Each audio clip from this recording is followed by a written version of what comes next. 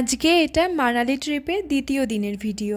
আজকে আমাদের প্যাকেজে ছিল সোলাং ভ্যালি, আর মানালি আসার মেন রিজনই ছিল বরফ দেখা। অনেক ইচ্ছা ছিল সেলিবদের মতন শাড়ি পরে বরফে ভিডিও করার।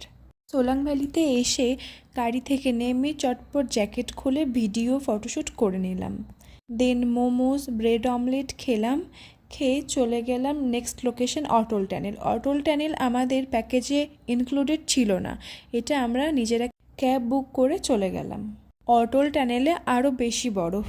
পাহাড়ে এর আগেও আমি গিয়েছি, উত্তরাখণ্ডে প্রায় 1 বছর ছিলাম, আর বাবা মায়ের সাথে দার্জিলিংয়েও বেরিয়েছি, কিন্তু কখনো বরফ দেখা বা বরফ ফিল করার অনুভূতি হয়ে ওঠেনি। তাই প্রথমবার বরফ দেখে ভীষণ এক্সাইটেড ছিলাম, আর খুব ভালো লাগছিল। বরফে শোয়া, বরফে খেলাধুলা করার জন্য যে কস্টিউম, শুজ ও হ্যান্ড গ্লাভস আমরা পরেছিলাম সেগুলো সবই রেন্টে পাওয়া যায়। অটল ট্যানেলে স্নোফল হচ্ছিল, এটা আরেকটা নতুন এক্সপিরিয়েন্স। অটল ট্যানেল রোতাং ট্যানেল নামেও পরিচিত। এটা 9.2 কিলোমিটারের ট্যানেল। আজকে দিনটায় আমরা দুজনে এতটা ব্যস্ত ছিলাম আনন্দ করতে যে কারো লাঞ্চের কথা মনেই পড়েনি।